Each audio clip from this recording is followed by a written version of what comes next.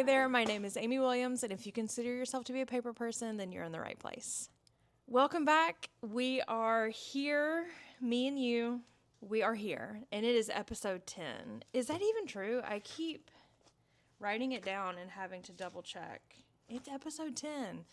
That's so crazy.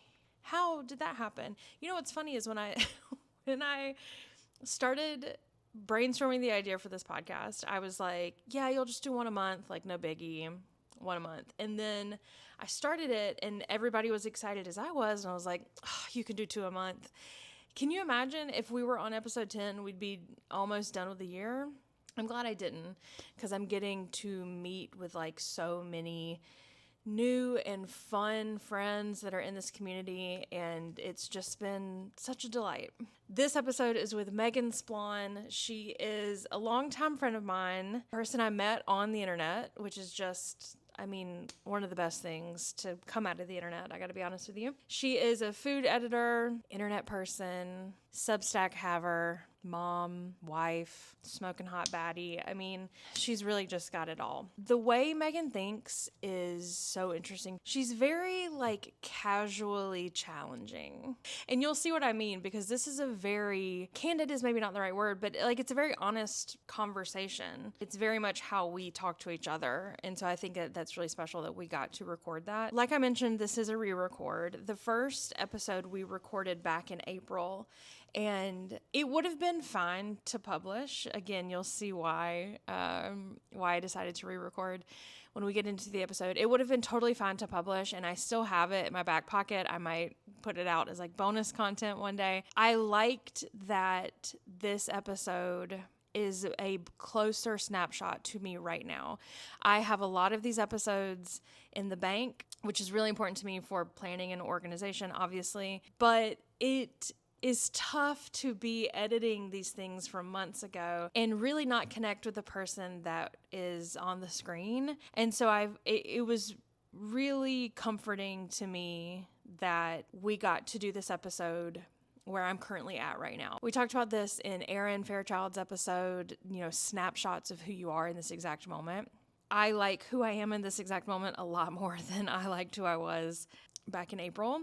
I think obviously it's very important to have all aspects of myself available for these episodes, but I don't know. I didn't want you to have to wait until like October to see me right now, because I feel much better about myself right now, and my practice and, my journaling practice, my art practice, than I was back in like peak stress of April in March even. So anyway, I hope that made sense. I hope you enjoyed this episode. This is a little break in format, which I think, without realizing, I was craving. So maybe you're craving it too. And I'd love to hear what you think about this episode.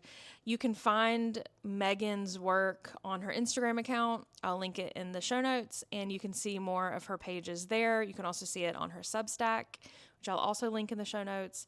And I'll have some pages up on my Instagram so you can, swipe through and become more familiar with Meghan's work if you are not. She is a favorite follow of mine. She's a no skip story situation. So make sure you're following her. This was a delightful episode. I am glad for my own archive purposes that this episode exists. And I hope you like it too. We'll see you in the next one. Bye. Got to. Meghan, welcome. Amy, thanks for having me. Should we tell people this is a redo? It's your show.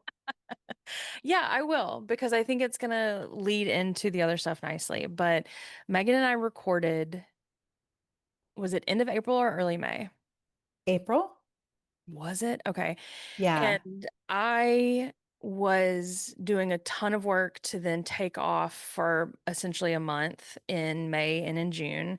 And I was so maxed out and so overwhelmed and not sleeping and working too much that in the middle of editing the episode, texted Meghan and said, can you please re-record this episode?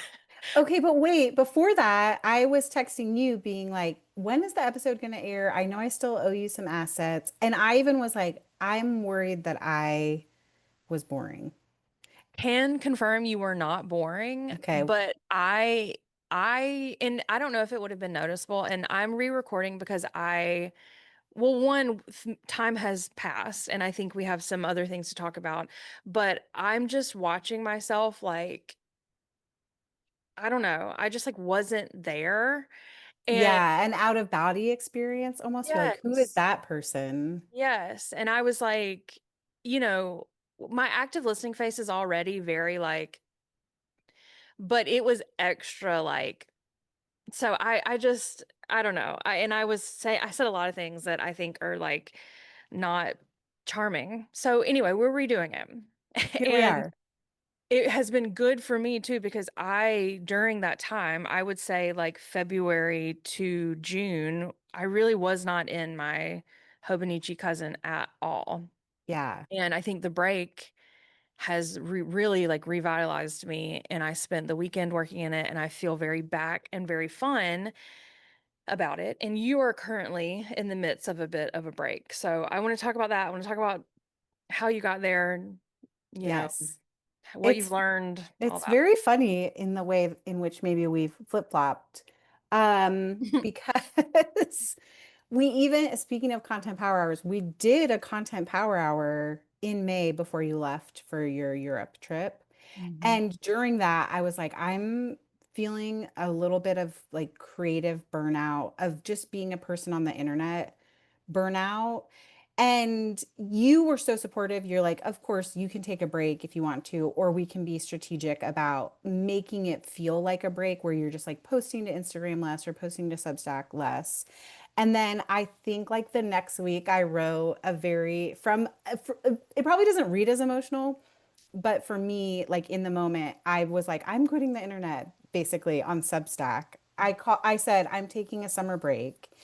And at the time, I thought maybe I really was quitting the internet, like that this I was gonna write this post and never return.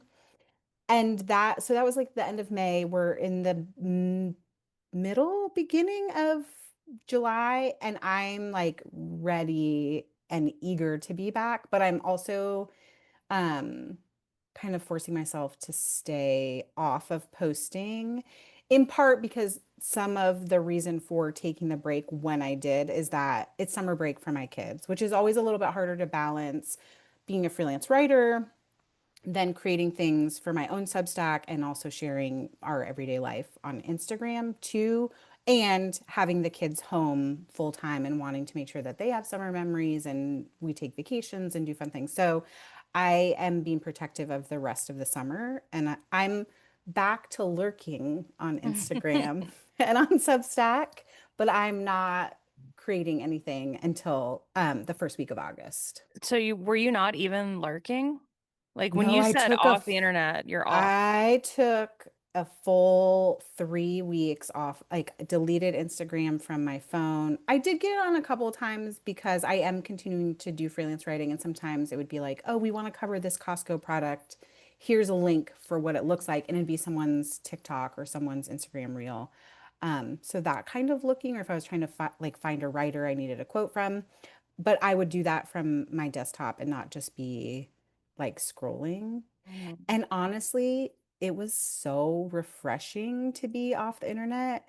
But I did, I'm not blaming you, but you got me addicted to Book Riot. They're like deals of the Uh-huh. day. Yeah, I feel like I read 16 books in that 3 week period. I don't know if that's true or not, but I kind of just replaced one device with the other, which was sure. my Kindle. Yeah. Yeah. I have never taken that long of a break that I can think of. I've never really felt compelled to do it. I do think I have changed the way I use it, and maybe that scratched that itch for me. But yeah, I mean, were you Yeah. like, was it Phantom Limb? Were you like picking up your phone sometimes to go on the internet? It was not Phantom Limb, but this really interesting thing of my brain has experiences through the lens Yes. of how am I going to capture this moment to share on Instagram or on Substack, slash how am I going to caption this moment? And that was actually like really weird Yeah. to step back and be like, oh, I don't have to take a picture of this dinner. Mm-hmm. Or like I don't have to have my phone while we go to the swimming hole because I'm not under the obligation to share. And very interesting because my kids are aware of my life online. And the last couple of years, especially my 13-year-old has been like, I like, don't take my picture, but especially don't take my picture and share it in any capacity on the internet. Mm-hmm. And we talked about how I was taking a break from doing everything else but freelance writing. And they're now more agreeable to just like having their picture taken because there's no threat that it's going to be Oh, shared sure. with the wide world. So Interesting. that was a very like almost sobering moment where I'm like, oh, my internet usage is also impactful to them and Mm-hmm. their lens of experiences as a family, Mm. for better or worse. Yeah.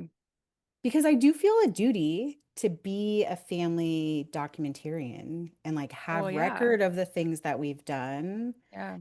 have pictures and memories for them. But maybe I maybe had taken it too far Mm. in the direction of sharing.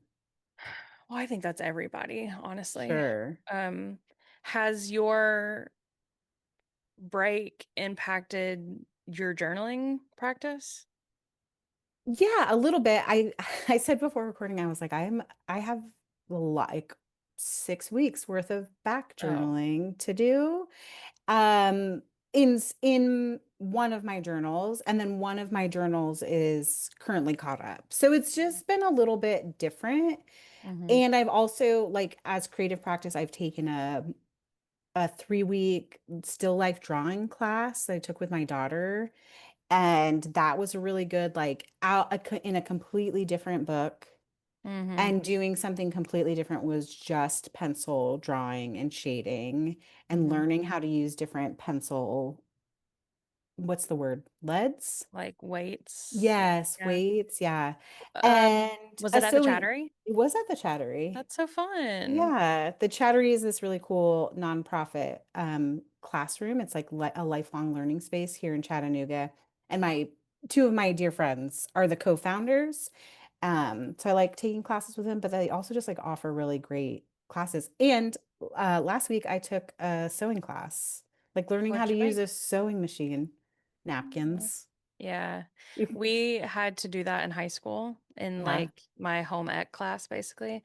And we made a pillow. But my teacher was so Southern, she called it a pillow, pillow. So anytime I think about a sewing machine, I think about making a pillow. a pillow. Do you think Um, you could use a sewing machine today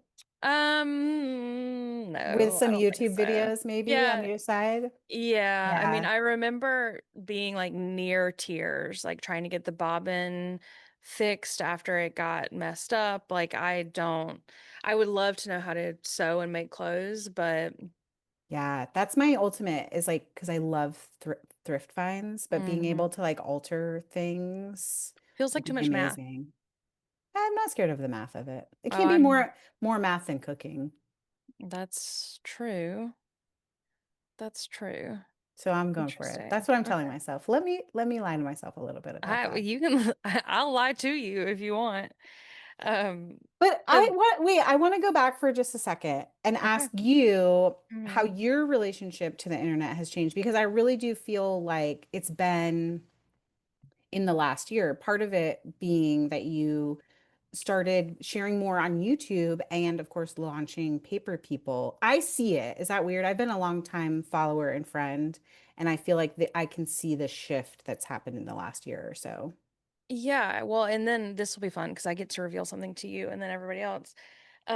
I, for the past like year, maybe more, have stopped sharing on the internet the way that I used to. I used to share like every waking thought. It was normal for me to have probably like real, like honestly, 8 minutes worth of stories pretty much Yes. up at all times. And I watched every minute. Well, and that's the thing, like a lot of people did. Yeah. And I truly believe that's what helped me grow my audience to what it is because they were involved, they were watching, they were listening, they were commenting, but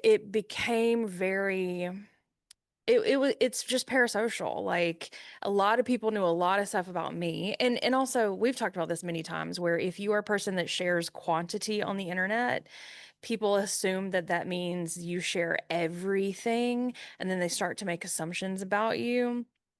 And I was just dealing with that a little bit and feeling like everyone's feedback was getting very loud and very Yes, that.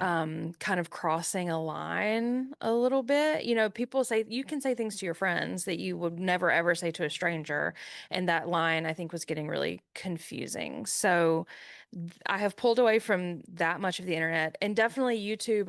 I share more there, but what I like about it is like the feedback is so much slower Yes. and nicer, I find. And maybe I think that's a testament to our community. People are commenting very nice things, and I hope that I stay on that side of it forever. But um sharing my flip throughs have been amazing, but then also, and this is something that we talked about in the first episode actually, and I got way too negative on it.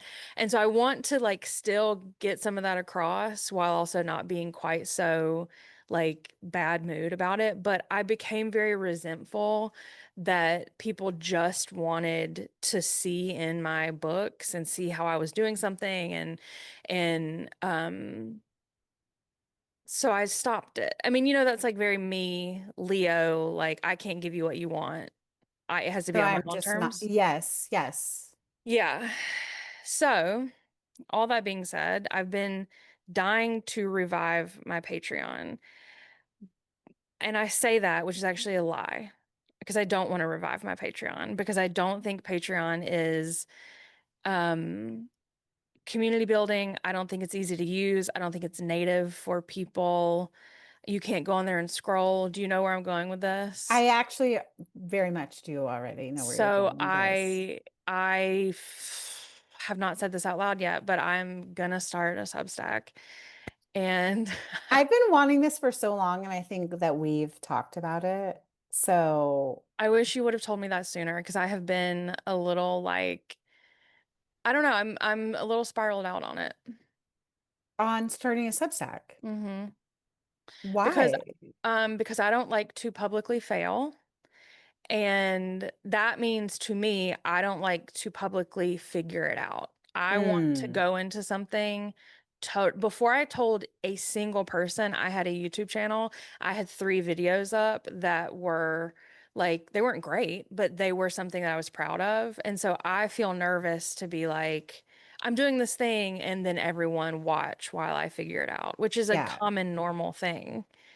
Yeah. And I think that Substack is actually a really safe space to figure things out. Yeah. I've been on Substack for about a year in a more serious, longer than that, less in a just playing around way. Um, but it feels very supportive. And we can talk offline about like strategies to make it Yeah. feel like you're set up before the whole world Mm. knows that you're there and what you're doing. And I feel like there's a home for paper people content on Substack in a really Yeah. lovely way. And some of the cool things that you have done in the past, like the printable that you just did, that was a hmm fundraiser, like that hmm can live on Substack. Um, so I love that. I'm so Thank you. excited. I'm Yeah, gonna hang let's out on Substack with you. yeah, let's definitely afterwards talk because I just have to do it and I like even you being like we can talk strategy beforehand freaks me out. So we're just gonna throw something on the wall and see what We're sticks and then doing I'll it pretend scared, like nobody's baby. watching. Yeah. There you Yes. go. Which I Yes. even hate admitting that, you know what I mean? Like I don't you will never know how I feel about something unless I want you to know how I feel about something. And so that also kind of plays into the like nervousness about starting a new thing, but it just it feels like the right next thing. I think because I was so like against myself having one for so long. I have said before I'll never have a Substack. I know you have. I feel like you've said that to me. Yes. You're like, it's just not for me. It's Yeah. not the space for me. And I worried about that. Even as a person who gets paid to write words, I don't have this identity as a writer. And for a long time, Substack felt like a writerly place. And I Hmm. was like, here I am sharing my little meal plans and my Yeah. silly sketches, But but it's it's like, been so good there. yeah, and I think because there is this trade-off, like at the end of the day, you have recipes. At the end of the day, you have like food journaling content that still calls back very much so to cooking. It felt to me like I don't have that trade-off, but I think the trade-off is me. It's access to me. Yes. And that's the thing I've learned too in like turning on subscriptions. There are Hmm. people who are purely just like, I want to support your work, whatever your work looks like. Like, I'll click on the links to your stories. I will pay for your Substack. Like, I just Yeah. want to support you because I enjoy what you create. And that is like the trade-off again of being a person who shares a lot in volume and then people feel really connected to you and like they know you, even if you are really only sharing like Hmm. less than 5%. And a lot of things are shared without the full context of like Yeah. the why behind us doing it, right? Yeah. And I like having, you know, frankly, like a paywalled space to get into something a little bit deeper. It And that's what is I enjoyed good. about the Patreon so much is that I met people through them being on my Patreon that like I consider friends today. So it is like it is just a deeper exchange. Yep. Yeah. Anyway, And you can do that because you yeah. do that with people in your life and your internet friends and all your paper people. Yeah. So Yeah. it'll be good. It'll be fun. It'll be like exclusive looks at pages that I won't show the internet anywhere else. It'll be like I think I want to try the live streaming Live option streaming is for fun. like a journaling Yeah. situation. So it'll be good. That I will have something figured out by the time this Okay. episode's up. Launch TBD. We don't have to set a hard date. It's happening Yes. then. No. I feel like Yes. it's really important that we get through your birthday month first. You think so? I don't know. I just feel like your birthday is important. Of So, course. first I things also feel that way. first.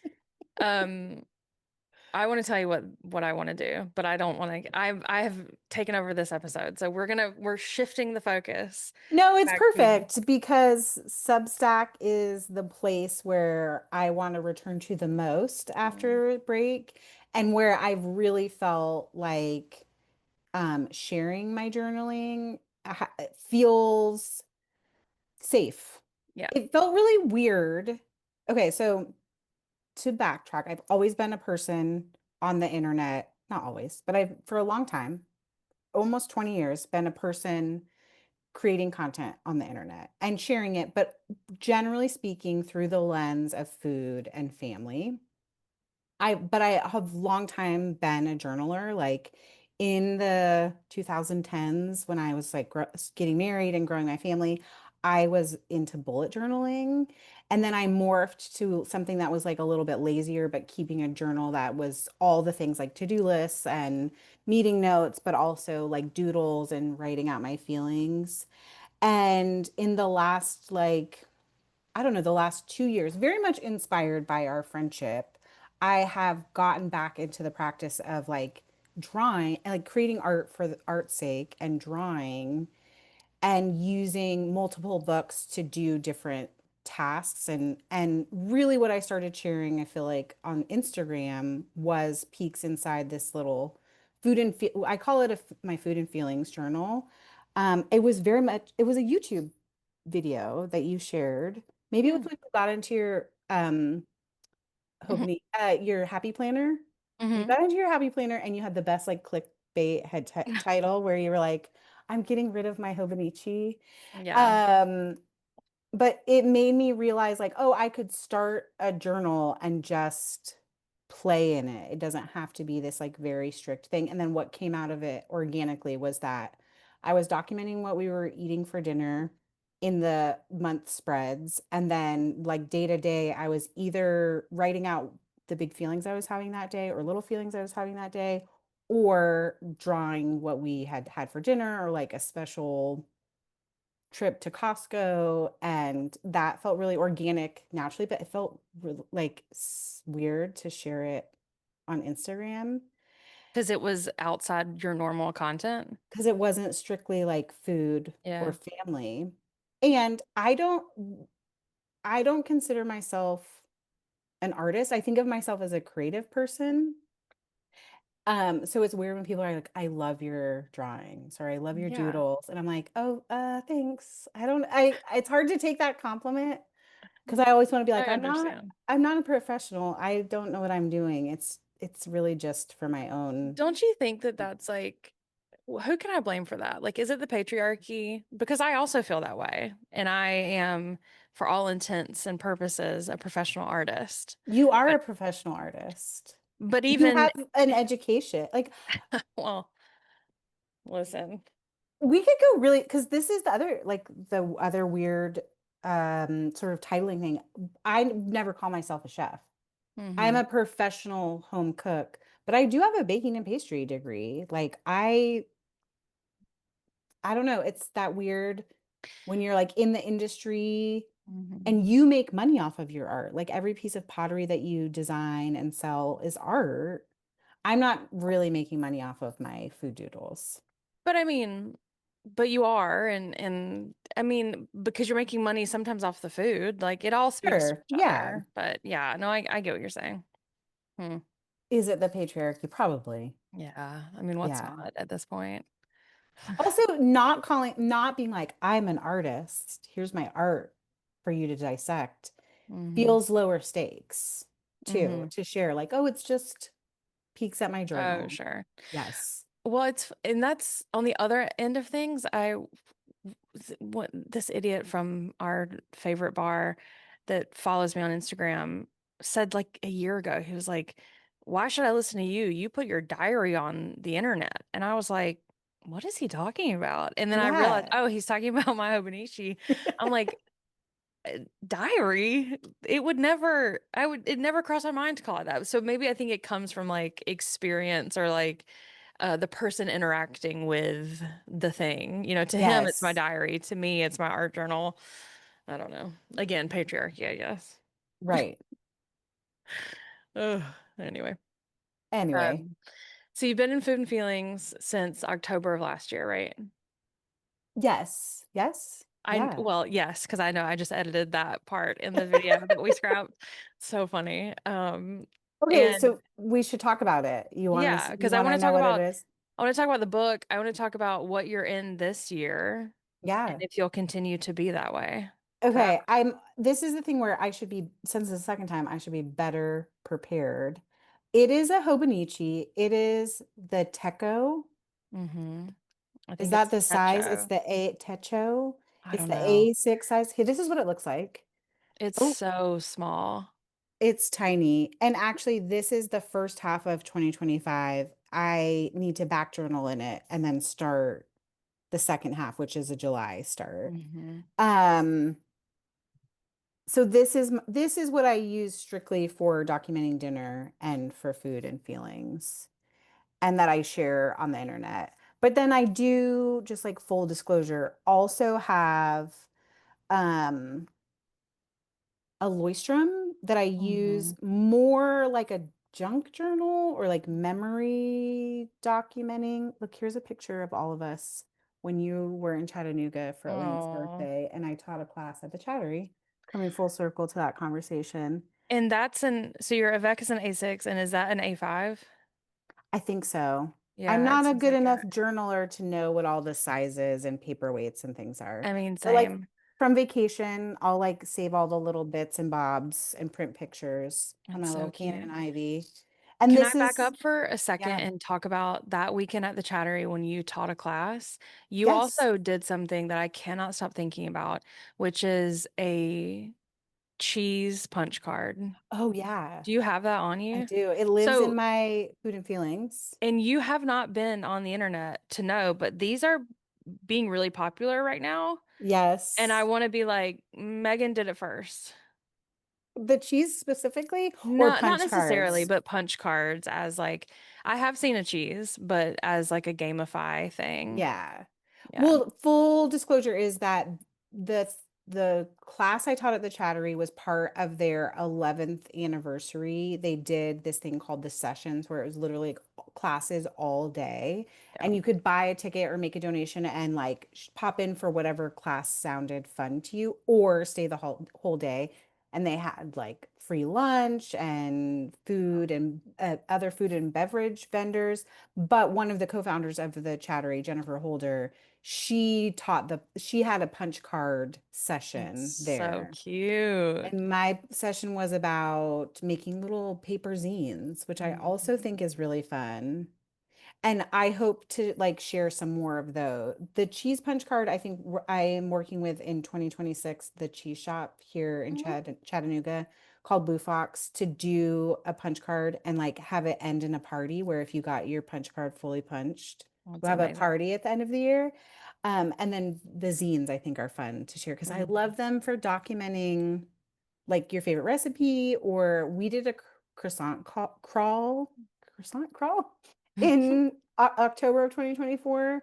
And I'm like, oh, would have been so fun to like have a little zine for each of Yeah. us, my two kids and I, to like write down our favorites and our notes about where we went. So hopefully I'll be sharing those other like non-journal things in the future too. Yeah. It's still Yeah. paper. It's still paper. Okay, so we've got the Hobonichi, we've got the Leuchtturm that is that you said is an A5. That's like my memory keeping. It's Mhm. where I've like made notes from the last recording we did for Paper People Oh, yeah. and this one. And then I have, which is I think also no, this is a Moleskin. Um, like a day planner, a Hmm. weekly planner where And that is just like it planning. is just planner pages. I don't even use the calendar spreads. It's just like day to day, Mm. um, what appointments and like what I need to get done this week. And then meal plan goes on the other like notes page, and then whatever like to do things I have going on, like Mm. deadlines and emails I need to write, appointments I need to schedule. So this is not, I don't know, this one never gets shared on the Yeah. internet, but the Hobonichi is the one that gets shared the very most. And I do want to talk about your cover because you keep the Leuchtturm in the moleskin. No, Yeah, just, yeah, is that yep, right? that's In the right. cover? Well, it is a Shinola leather cover that I was gifted several years ago. And the funny story is that it must have come with a moleskin when I first got it. So it has my initials MS engraved Mm. here, and it has like little pockets for extra notebooks and stickers. This is from our friend Tracy Benjamin at the Handwriting Club, a I've little got to have her zine. on. Yeah, she is incredible. I want to be like her when I grow up. Mhm. But for a long time, I would buy the Leuchtturm and stick it in there, but it never fit quite, like it's a little bit too long. And Mm. I just in going through my journals at the beginning of 2025, like my old bullet journals, realized that all along it had been this smaller moleskin notebook. And that's why it never fit. I was like, oh, they resized this, but no, they didn't. And now I just stack the two to like the whole thing where I'm like, I got to get the notebook that fits. And now I just stack the two together and have to like, it's still awkward, but it works. And then they get thrown in this like should be a gardening tote Mm. that my pen bag and my headphones and my ephemera little zipper pouch lives in. This all gets Did thrown in there. do they ever leave the house? Do they ever leave the house? Yeah, I took my three books and my little canvas pouch of pens to the beach when Hmm. we were at the beach at the end of June. And then I didn't even open them. That's So, normally what I do. I can sort of guarantee not having enough time to do the thing if I bring it with me. But if I had yes, not brought it with me, I would have all the time in the world to do you've it. been like, I wish I had the time Yeah. right now. Hmm. Yeah. Yep. I think I did Interesting. a mani on the one gap of time that I had instead of like painted my fingernails instead of Oh, doing any journaling. was like, did a Manny? I don't know. Can't even comprehend what that would have been. That's funny. Did you guys go out to the flagpole, you and Emmett? We did, as is tradition, when Mm. we go to Gulf Shores pretty regularly. We have friends who own a vacation rental there, and they also live there. And from the vacation rental, if you like walk down the street, you can see the condition flags. So every morning, my because my son is an early riser, I get coffee We walked to the corner to see what the flag of the Mm. day is. We pretty much had yellow and purple the entire time we were there, which is yellow's like swim with caution because there might Mm. be changes in current. And then purple is wildlife because it's Oh. like jellyfish Ugh. season. Ugh. Yeah, it's not I get freaked out by marine life. Yes. Yes. But my son and my husband were out there with their like net, like catching jellyfish. And actually our last night we did like a sunset walk and swim, Mhm. and that's the worst time Oh for God. jellyfish. And Emmett, my 10-year-old, got stung by a jellyfish. But Mm. he was so cool about it. He was just like, "Oh, I got stung by a jellyfish. Let's go." Couldn't be me. Would not be me. I would be putting it in my food and feelings journal. I'd be crying about it. I can picture the page now. Yes. Oh, so I cut you off with the Loystrom a little bit because I wanted to talk about Yes. the cheese punch card of it all. But you mentioned that it's memory keeping, but also like list making. It's not just like what, tell me what goes in there again. Yeah, okay, so a little bit of it's so weird. There, there's no organization to it. So in the front I do like the very classic bullet journal kind of like two it's actually 4 pages where you do like each month. Mm-hmm.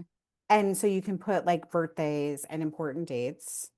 And then I have a couple of pages that are marked with like my freelance. I don't know if I'm like, do I want to show this? All my freelance assignments and like the rate that I'm being paid for them Mm-hmm. and check them off when they're due so I can kind of keep track. And then I always do like a tarot pull party Mm. with friends at the beginning of the year. And so I'll reference this the rest of the year. And Yeah. why is it not in my daily planner? I don't know. I don't Well, know. you know. You know. And then I'll do things like our vacation to the Bahamas. Oh, right. And then right after that, these are maybe all my notes from our first content power Mm. hour from this year. Not really grocery lists, but like what I was doing a TV segment and I needed to plan what to prep and what to buy. And I like to plot out how I'm gonna walk through each recipe for that kind of Mm-hmm. thing. Yeah. So I'll draw it out. And then there'll just also be like random, I don't know, didn't what did I wrote down? Oh, what is this? No, I don't know. So it's random. When we painted our house, wanted to document the colors we ended up Yeah. choosing. So good. Do you think you'll stay in this kind of this for all, for the sake of what I'm about to say, well, I'm going to say the brand names, but do you think you'll stay like in a Hobonichi avec for food and feelings, in a Loistrom for this memory keeping, like life journaling, and then your moleskin for your planning, or do you think there's any wiggle room in changing? Well, there's always wiggle room. I'm not the person who's going to be like, well, I started this planner. Yeah. I have to finish it. I did buy myself a 5 year. I put in Mhm. like 6 entries. I haven't touched it. When I feel inspired to touch it again, I will. I just don't have big, Mine is like, somewhere.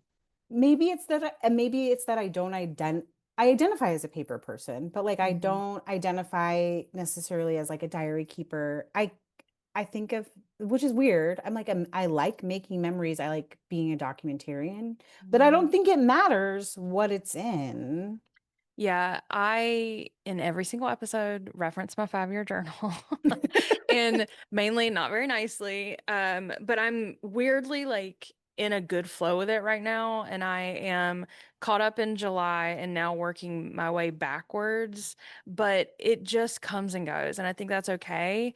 That being said, I love opening up a page, going to write in it, reading what I did the year before, and being like, oh, yeah, Elaine, last year today we got in a fight over this.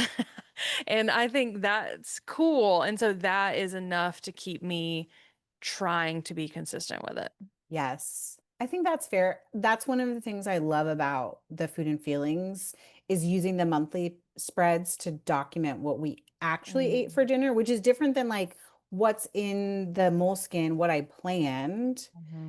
is like what did like I might have planned a week of homemade dinners, but actually we had Zaxby's twice. Right. I like that for the sake of being inspired when I do need to go to meal plan or Mm, think about like what I want to grocery shop for. But also it's this nice like capsule of what life was like in this time period for us. Like yeah. we were busy, so we did, we had soccer tournaments, and so we were in a different city, or we got fast food because there was like soccer practice and art class on the same night. So, yeah, I think there's something nice in being consistent. And I do feel like really this year, like dialed in, like everything feels natural and sustainable. Mm, So I don't plan interesting. on changing anything. Yeah. Unlocking the moleskin sizing for the the journal cover was very helpful. There was a long time where every January I would get on the Instagram and be like, just buy the cheap paperage Mm, notebook. Like, don't try to buy an expensive planner. And hmm. I do feel like the Leuchtturm could be honestly, like I'm not a person who cares about paperweight or bleed Yeah. through a lot. So it could just be one of those instead of a Waystrom next year Hmm. or when it gets filled up because it's closer to being filled up than anything else is. Well, that was my next question. Will you, like, is this one that you'll finish before the end of the year and have to buy a new one, or is it one that you just at the top of the year buy a new one and you fill it until the new year? Yeah, I think I'm averaging two a year on Oh, that sort wow. of like middle because Yeah. I really am, I think maybe have like 25 more pages, and that could be Wow. taken up by just like meeting notes Hmm. and memory keeping really quickly. Do you like that it's undated in that way? Yes, it's just Okay. blank pages. Like, So I was let gonna me go. say the we talked about this in the last episode. I don't know brand names like I should, like at all, or not even names, but like I couldn't tell you the logistics of certain Hobonichis and stuff. So bear with me through this. But the Midori Habino has 2 pages a day, but I don't know if they're dated or not. So I'm interested. I'm wondering if like a book like that, which is bigger, but still has the same amount of like space. You know what I'm saying? Like, or that I has, do it think, could do that. yeah, like I could have a food and feelings-esque spread on one side, or the planner spread on one side, and then the memory making. Yeah, or like you would just Yeah, have space to be like, here's the notes from the meeting, but then also like so that it's 1 year in a book versus 2 books for a year for your Leuchtturm. But yeah. I don't know. I just, I just don't care. I also think it would get too big for your Yes. liking. I think there's that. Like sometimes it is nice to just have my planner, or I can Mhm. put the other two books away and just be in food and feelings playing for a Yes, while. totally. So there's that they're like very separate.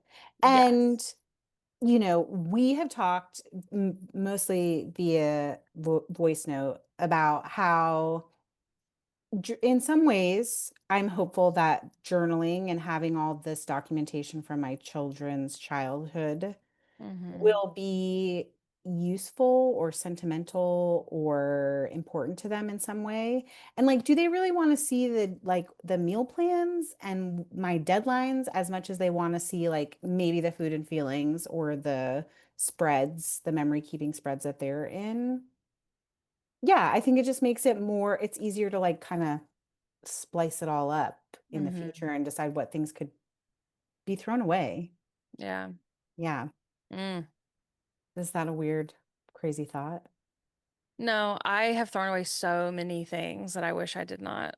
Like journals specifically? What years are gone? Well, famously, I believe an ex-boyfriend has a lot of my journals that I think he has thrown away. I can't find them Mm, anywhere. And I okay. know I had them when we were living together. So I think those got accidentally left behind, and he has probably ceremoniously burned and hexed me in many ways. But yeah, I'm missing like even I wish I had planners from the past 10 years. I would finish a year and throw it away. And Mm, I hate that a little bit because mm, obviously I think everybody's memory post COVID is difficult, but I struggle to remember like the ins and outs of jobs that I had and people that I used to see a lot. And I just wish I had that record more. Yeah. I think about the like COVID era specifically because I really was just using Aloystrum to do Mhm. work. Like it was all work. It was Same. planning the podcast that I hosted for 6 years. Didn't I just feed you? It was my work as a full-time writer at thekitchen.com. It's Mhm. none of like, what did we eat? How did we survive? So yeah, there's the like the retrospect of wishing I had documented more in some ways. But if you were anything like me, I could not have done that at the time. No. Like I was so scared and so overwhelmed. I couldn't even read for a couple months, and that's something that has been very important to me since I was a kid. And even we've been cooking more. Ugh, it's a nightmare. I hate it. I don't know how you do it all the time.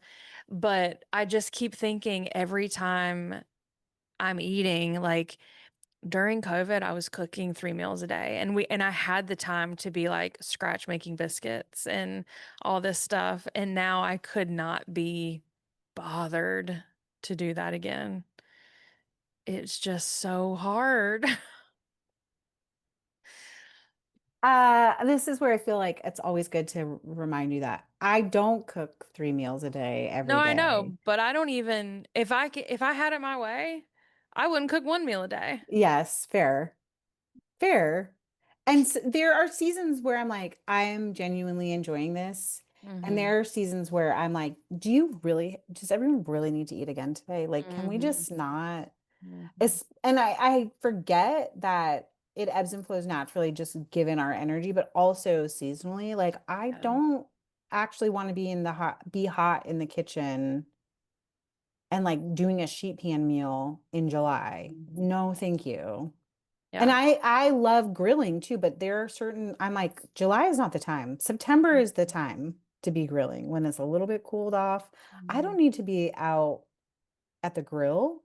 I Over a know. hot grill. It's already hot outside. So yeah, I don't know how I do it either, to be honest with you. Some of it is just purely muscle memory that I've Mhm. been doing it for so long and the external like The, pressure the to children. feed the children. Because if it was Sure, just me, right. it'd be a lot of cereal for dinner and a lot of like bagged salad with Hmm. from frozen chicken breasts or Yeah. something. Yeah. And I think I forget that that's always an option. Um, like I do get very taken by my Instagram algorithm that's like, you can cook this super fast and easy and be healthy. And there is like a little bit of shade towards not always, but occasionally like frozen meals. Yes. And like this weekend I was talking about eating hot pockets, which is something I eat all the time. I had one today. And I was like, "Oh, do I really want to tell the internet that I'm about to eat a hot pocket?" But then it's like, what do I care? I do feel like you have to talk about Mhm. it because people do get it. It is this weird thing where the internet's so performative, right? And Mhm. it's so edited. It's not, none of it's really real. Like, yes, if you looked at just my food and feelings journal, it would look like I cooked every day or cooked Mhm. 20 days a month, but that's not the case. And a lot of times it's like the faux fast food fried chicken sandwich where it's like the Costco or Aldi crispy chicken patties thrown in the air fryer, buns from Publix, and like a ready-made coleslaw kit. And my kids would eat that once a week. And like it scratches the itch of like it's homemade, but also it's really like just throwing things together. I mean, so is that what you mean when you say something like the internet's not real? Because I I also agree with you that like we're seeing a lot of things through a lens, but do you feel like you are contributing to that? Because I am I delusional? I don't feel like I'm contributing to that. No, and I think that that's the challenge, right? That's why I burn out because Mm, I'm not a person who is like, okay, today is the day I'm going to record all my reels. I'm going to put same. my makeup on once and go dot dot dot through these things. And even with sort of internet culture like affiliate links and it being Yeah. like Prime Week, like I'm never that is not who I am as a person. that I don't like, I just don't buy those things. So I'm not going to try to sell them to you.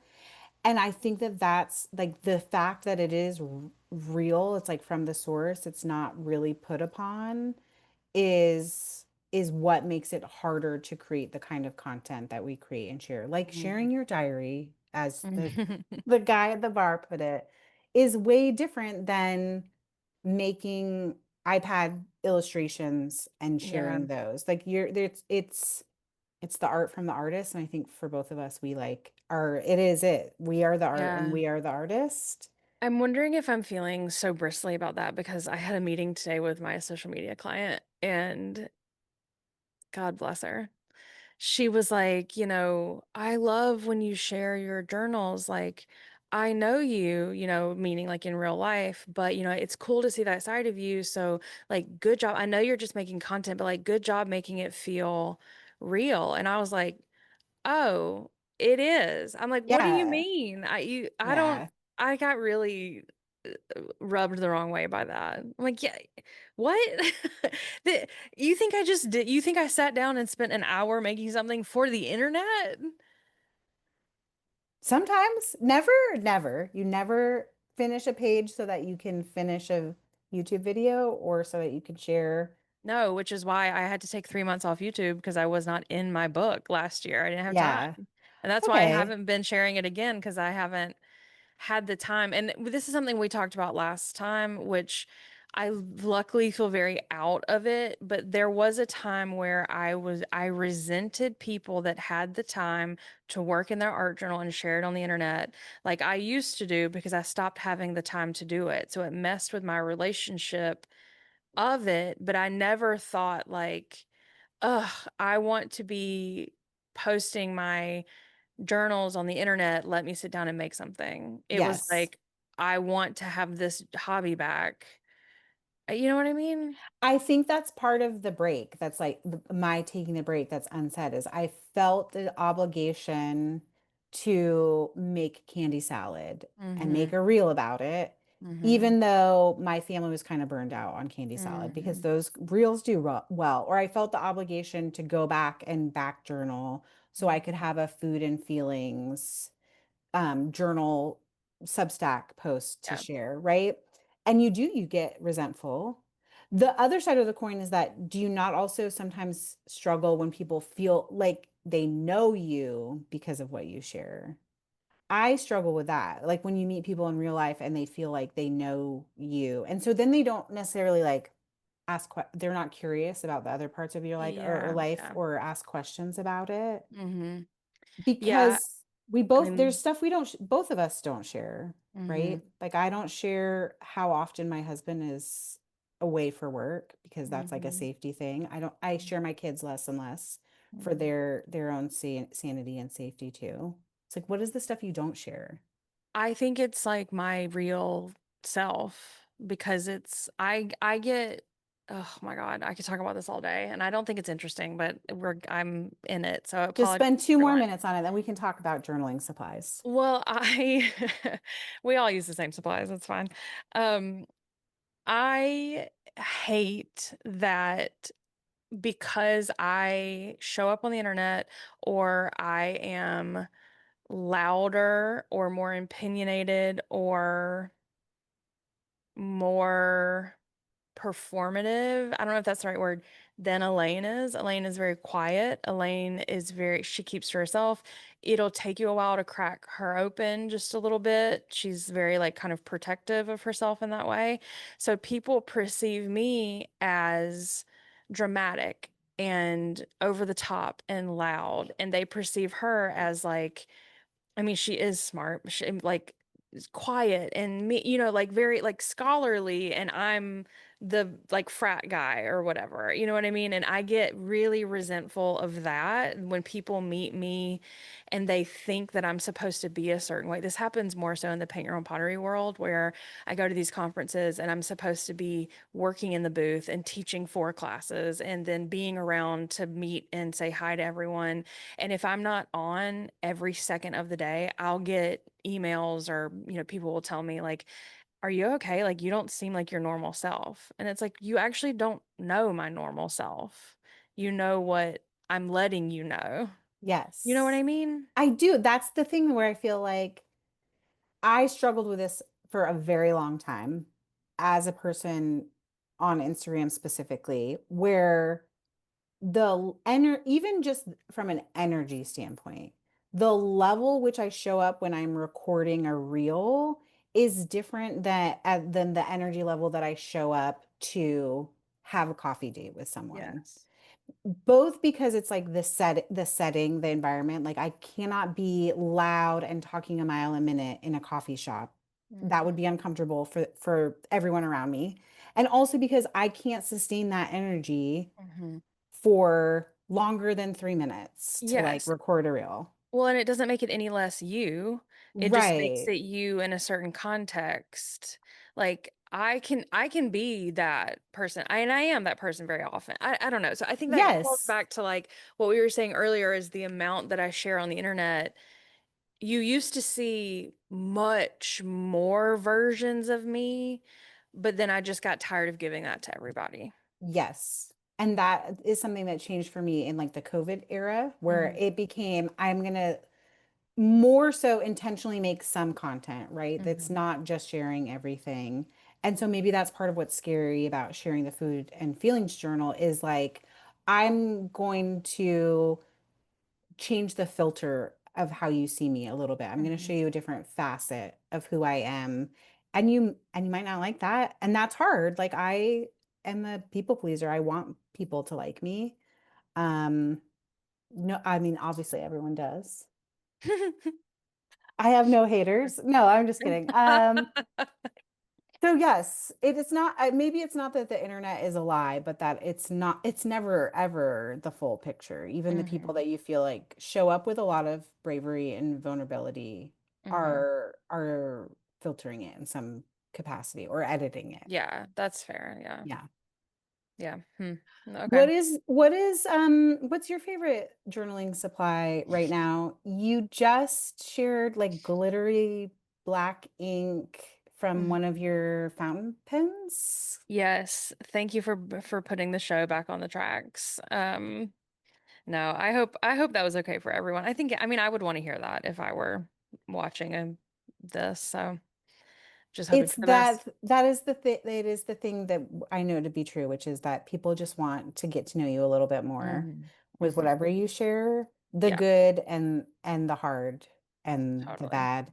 And I do think that we'll continue to see a lot of discourse about the internet. There are like two books, and now I'm gonna blank on the names of them that are coming out where people have bet like where they were creators for a long time, Mhm. fell off the internet, and then came back with this different lens. Yeah, Yeah. I will read that. I think that's endlessly entertaining.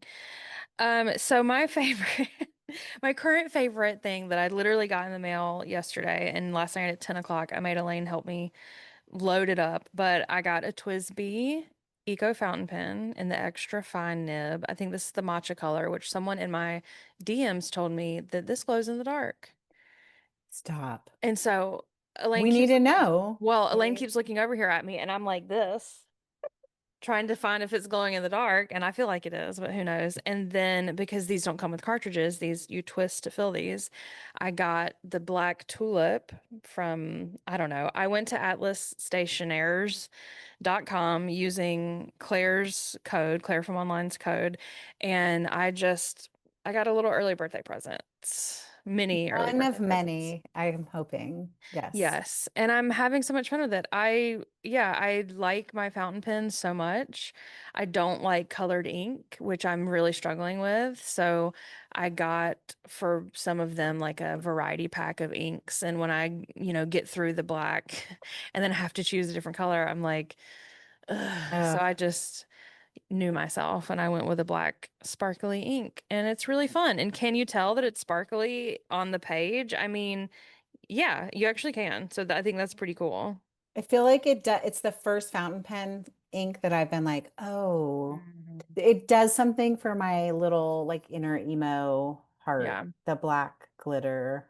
Yeah. It makes me want to get some gel pens, Yeah. glitter gel pens, real bad. Yeah. Yeah. I know. I love a gel pen. And actually, Grabby, Grabie, sponsored my friend Kathy Crafty Chica's class at Go Wild, and they are the best glittery fountain, or I'm sorry, glittery gel pens I've ever Mm, used. And okay. I think they're really affordable. So look into those. She gave me a pack, and I'm having so much fun with them. They're not Okay. great on Hobonichi paper because they do take so long to dry, but if you can like walk away for a second, it'll. Fair. Also, one of the things I love to do is take the Sharpie creative art markers Mm-hmm. and do like finish, like it's the salt on the Mm-hmm. pretzels or like finishing shading on baked goods or whatever. And it Yes. always needs time to dry. So I don't think there's one in here right now, but often I have just like a little piece of art paper. I think it came from one of my kids' sketchbooks that I will put in between so it doesn't Mm-hmm. imprint on the other side. Yeah, that's Yeah. smart. I don't know if it was smart or it came out of like necessity of being like, oh, I did two spreads and I kind of messed one up because Yeah, I because they pressed stuck them together. together. Yeah. Yeah, yeah, I love that page. We're and because we've been very chatty in this one and showing less pages, you make sure that you are going to my Instagram to see details of Megan's pages and then also her Instagram. I was going to ask earlier with this break, is there a deadline to come back? Like, is it back to school day and you're back? Oh, I don't know. Okay, what's funny is I was trying to flip through and find one of the pages where I use the creative arts Mm-hmm. creative, the Sharpie Purpose. pens. Because I know that there's one spread that you really love where I relied heavily on them. But I Mhm. opened up to this page that said, should I just quit?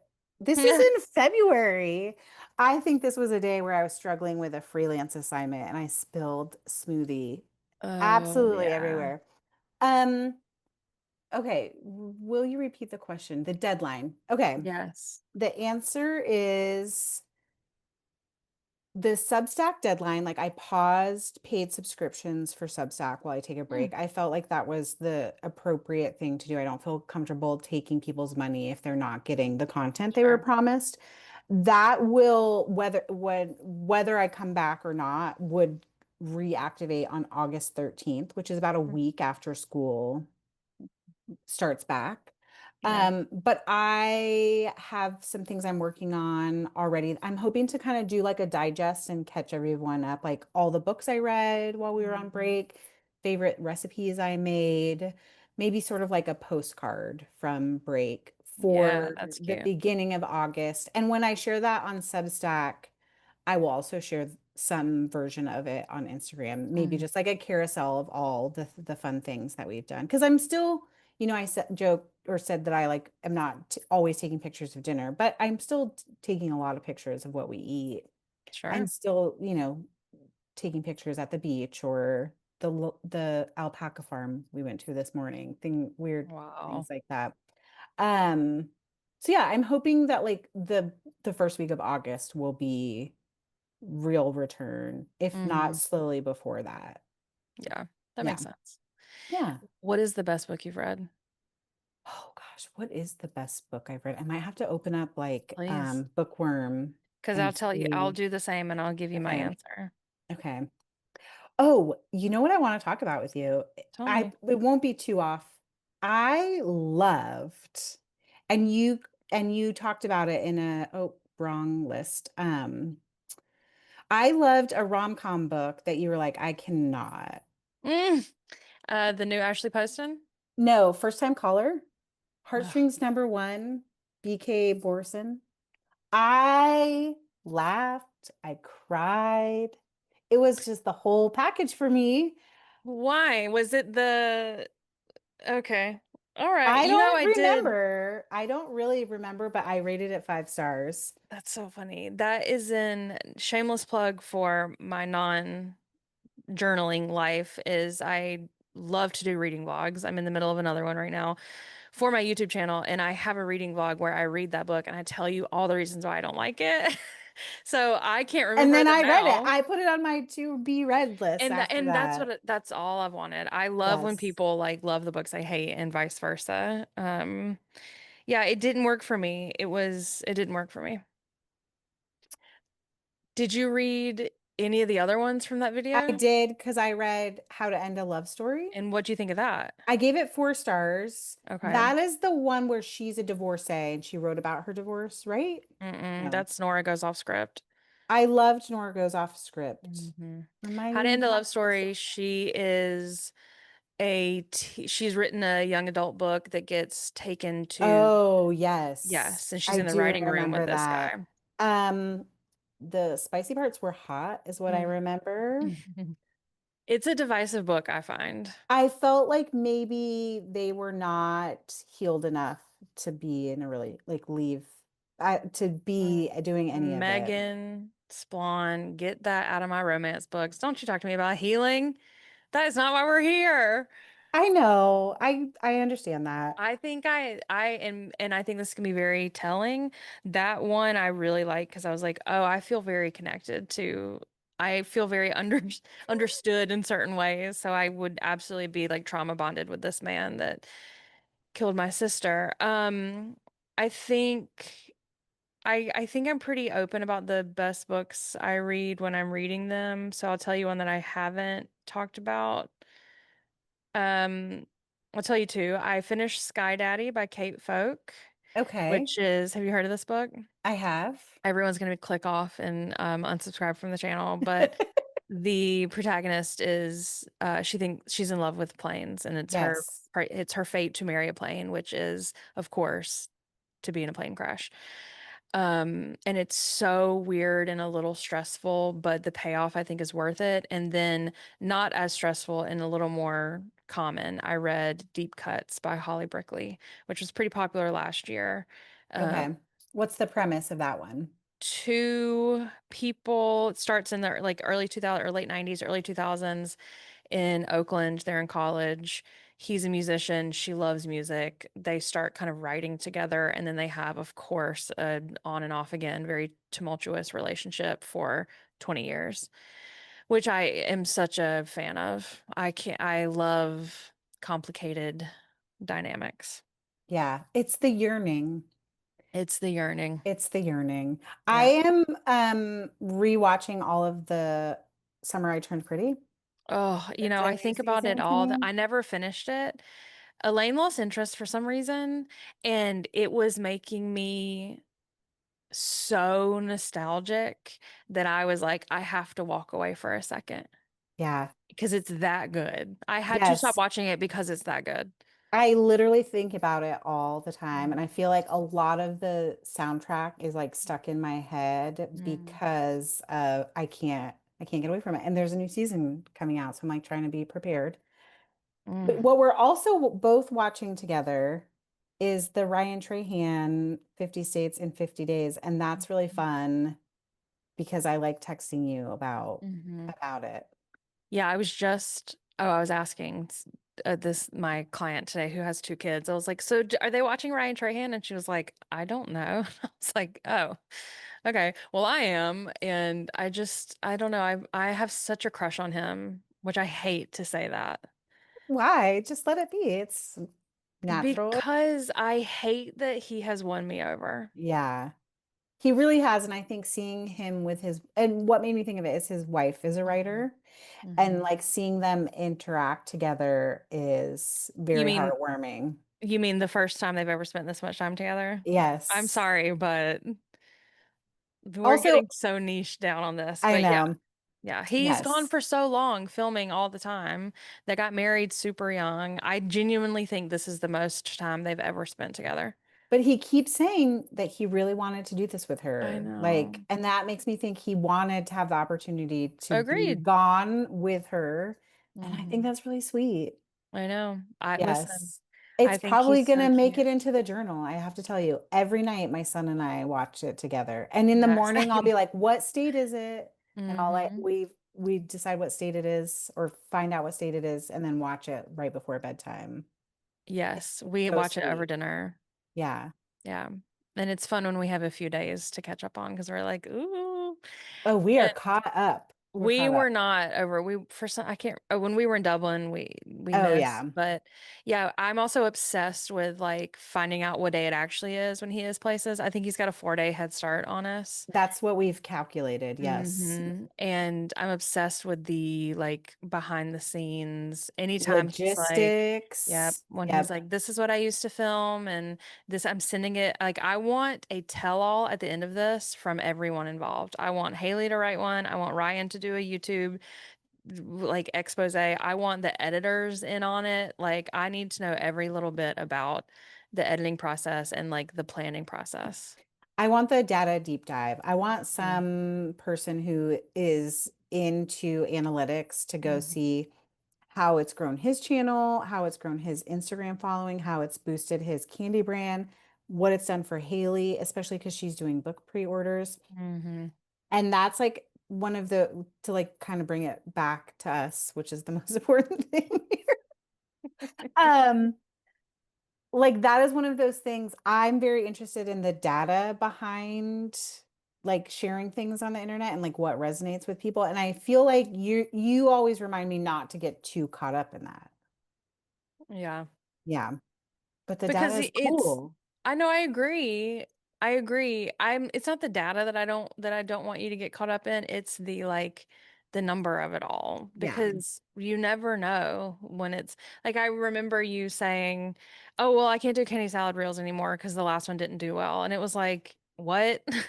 But also I understand that desire to think, "Oh, one flop means we're done," because we've been on the internet for so long and things ebb and flow, but yeah, I like information, but I don't know that it should always impact choice. Let's be real. I probably was yearning, searching Mm-hmm. for a reason to stop doing candy salad. And Sure. that's like this really interesting, like, there are some things we hold tight to. Like, I just said, I don't care what journal it is. I'm not like super particular about paperweight or bleed through, but then there are certain things where it's like, I can't let it go. Or I think externally that people don't want me to let it go. Mm. I wonder if I have anything like that. I'd love to know. I don't know. That might be a fun like journal inspiration. What can you not let go and what's easy to let go? I kind of want to think about that for myself too. Yeah, that's going to be my top of the episode question. What can you not let go and what is easy to let go? Yeah. Well, not to get too deep into it, I can tell you what's not easy to let go, I guess, is like um others like perception of you. You know, we've had a conversation recently about like a comment that a close friend to me said many years ago that I can't let go of. But it's not like I don't want to let go of it. But I guess that's not necessarily the question, huh? Yeah, it's not whether you want to or not because I have one of those comments that it took me almost 10 years to be like, actually, I can release that. Like I don't need to think Mhm. about myself through that lens anymore. And sometimes that's the thing, right? About holding on to something is like you don't know when you're supposed to let it go or how it, and I think sometimes the harder you try to hold on to something, the longer it takes to realize that you should have just dropped it years ago. Yeah, well, in the distance of everything, I think time away has been a very like a theme throughout this episode because I can't always answer in the time what's bothering me until much later. Or I can't Yes. always see in the moment that I did need to take a 3 month break from my Hobonichi to then come back and enjoy it. And you had to take a time off of summer to come back and enjoy it. I don't know that I always have the language in the moment. Yeah, I am fine. One of the things that I've learned about myself through journaling is how much of a like post processor Mm-hmm. I am. I will avoid it. I think of Hmm. that like one of the things that we haven't talked about is like I've never had a summer where I could take time off either because even the last couple years where I was freelancing and I could have more freedom to just take less work, I was Mm-hmm. doing the podcast, Didn't I Just Feed You? And even though we tried to like lighten the load for summer, I never was truly off. And I think I avoided taking time off of doing Didn't I, like after we finished doing Didn't I Just Feed You last October, even when I started Food and Feelings, it's like I didn't want to even deal with 6 years of feelings about a Yeah. project that I'm both like really proud of and sad it didn't meet Yeah. all the goals I wanted it to meet. Well, yeah. I mean, it's like, who are you without the thing, even if you're not really tied to the thing, or you don't even know. Like when I lost my job, it took me, it took me a few months to like fully understand everything that had happened. Yeah. And it wasn't for lack of trying to, but it was like, I don't know. I feel like it just hits you one day. Do you feel like you got hit after the Didn't I Just Feed You end one day where you were like, oh, this is exactly how I feel about it? No, I think because we kind of went right into the holidays and Yeah, then I was yeah. like, New Year, new me, which is never actually how I operate.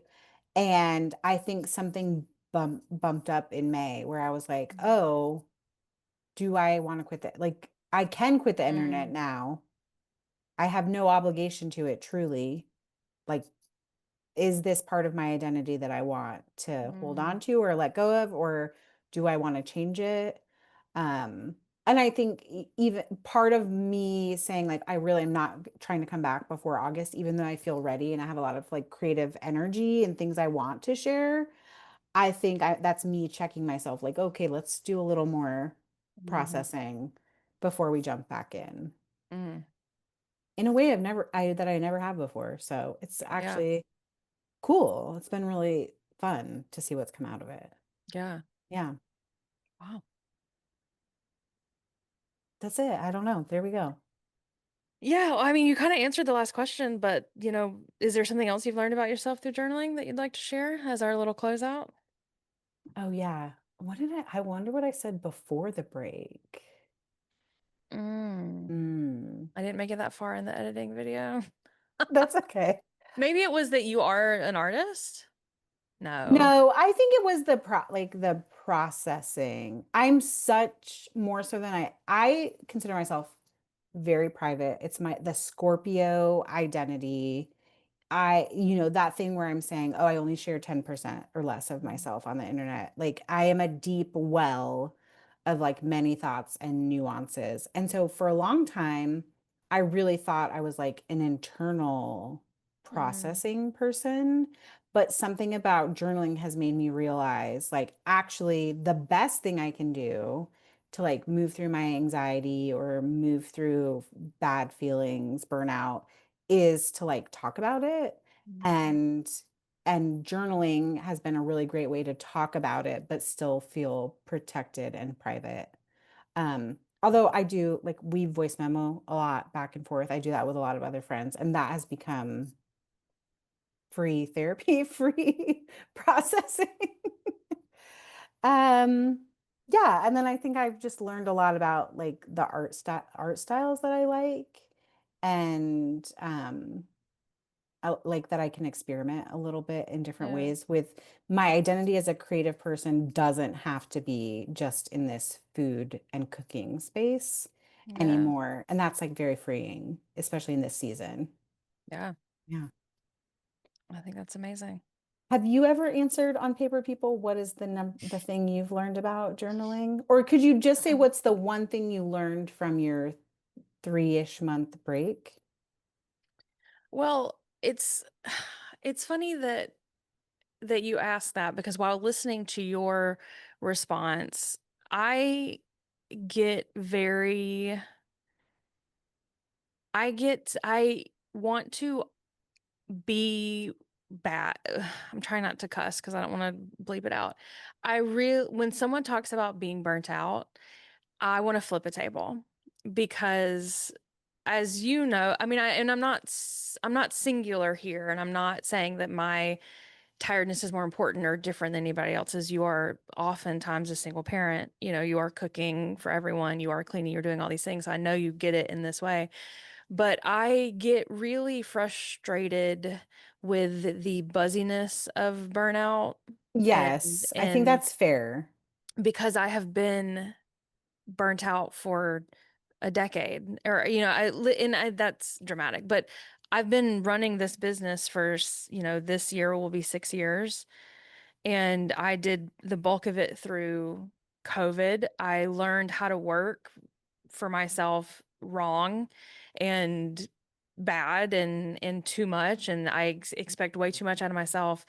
And so I don't even know how to get out of it. So if it is a 3 month break or if it is quitting, I genuinely don't know. And even recently I was telling Elaine, like, I'm so frustrated with myself. This was probably back in April, maybe. I was like, I'm so frustrated. I have so much to do, but I'm just like sitting on my phone scrolling on Reels for an hour. And she's like, yeah, because you're burnt out and your brain needs the break.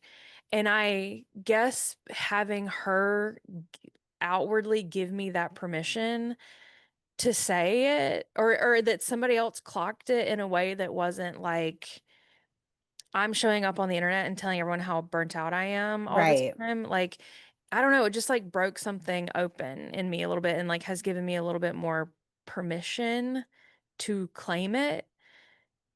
And maybe that's the first step in getting past it. I think it is. I also, for context, I think there is this like burnout that is buzzy on the internet. And then there is actual like clinical burnout, which Hmm. I'm not a therapist, but sounds like what your experience was. And it's something I experienced during COVID when we were building Didn't I Just Feed You? I was working full time. My kids were home. My brother lived with it. Like it was so much in that time. And literally I needed I wanted my brain to just turn off in a way that it could not. And really the only cure for it is rest.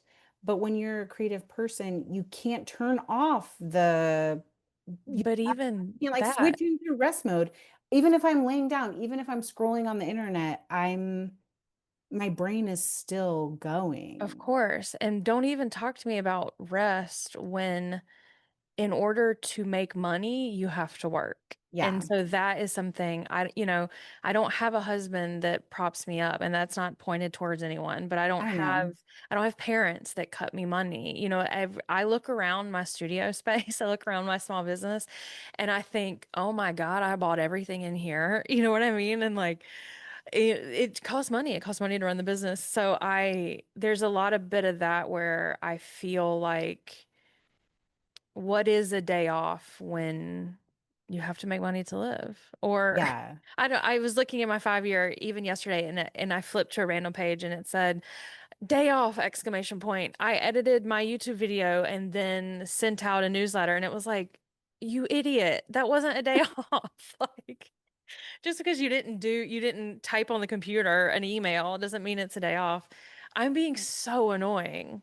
No, not at all. I think this conversation is really interesting. And like you use the language day off and rest is hard to quantify when you can't turn your brain off. But I Hmm. do think that there are different types of rest. And Hmm. sometimes it's taking a break from sharing because which is I'm not stop I have just because I need to back journal, I haven't stopped creative endeavors. I just needed to stop sharing. That was a form Mm. of rest for me. And all rest Yes, is not yes. like putting up your feet. Sometimes rest is doing 3 hours of meal prep on the weekend so Mhm. that your brain can stop thinking about how you're going to feed yourself during the Mhm. week. So I think No, it's you're really totally right. interesting because I like to hear what people's rest is. And a small business is like parenting in a lot of ways where it's like there's not a break. There's not a break. Someone could break into the studio in the middle of the night and you would have like you're solely responsible. Um, so how do you find moments of rest or that feel like it's always got to be kind of a productive rest, right? Like something that turns your brain off or Yeah, yeah, I think is a really interesting thing to figure out for yourself. Like I what think is so rest for too. Well, you? and I think it's also noticing like the second the sun goes down, I really can't be on my computer past like 9 p.m. or I do not sleep well. And so Yeah. even just identifying stuff like that is super helpful to like knowing that I have to stop doing this kind of thing. Yeah.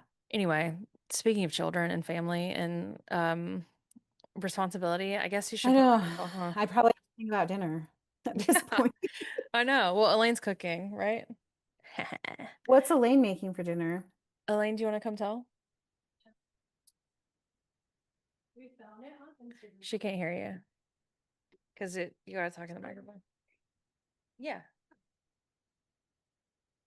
Hi, Elaine. She copied me with a hat today, by the way. I was wearing one first. It's two cuties. It's two cuties. Oh, I did it because my hair looks bad. We all did it because our hair looks bad. That was the primary reason to wear a It's the hat. hat, yeah. Yeah. I'm doing we found it on Instagram reel. Amy sent it to me. It's one pan blackened chicken Alfredo. I made it last week. And it was really good. I Okay. can't And stop talking about it. Amy said you should make this every week. And So you there we will go. until It's you guys are really done with good. it. It's really good. And I find that like Instagram recipe makers are more reliable than blog recipe makers. Oh, Wow. Am I about to get canceled? Really? no, I don't know. Because they have to do it for the camera. And I The know proof that is in the bloggers, reel. yes. Yeah. Yes, there is like I think there can be changes made in a blog writing process and a photo taking process that they don't necessarily always test out. They think, oh, I should do that next time.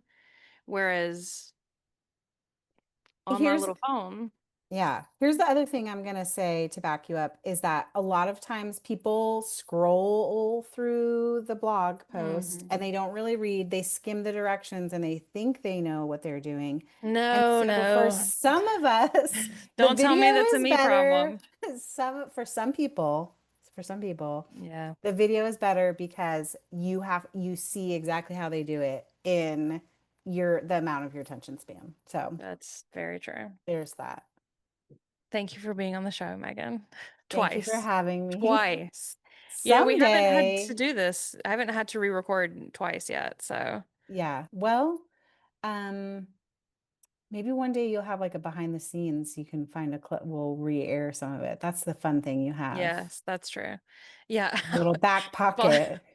follow my Substack for the unedited video of me and Megan where I'm in the worst mood of all time. I think both of us were in a really weird place. And I I was think also, I was boring. I spent you 10, weren't.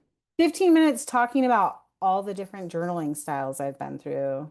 I don't Like think that's boring at being a all. fifth grader writing poetry. It was boring. I don't think that's boring at all. I think that nope, I just lost my train of thought. So anyway, Here we go. incredible, incredible. And that's the kind of thing you can look forward to when you watch Paper People is me losing my train of thought. No, just And kidding. on the Cut that Substack out. of And on the unedited, Substack, exactly. unedited clips. Yeah. Okay, I love you so much. Goodbye, Love all you you too. beautiful paper people. Bye everyone. Bye. This was fun. This was a good episode, I It was think. really good.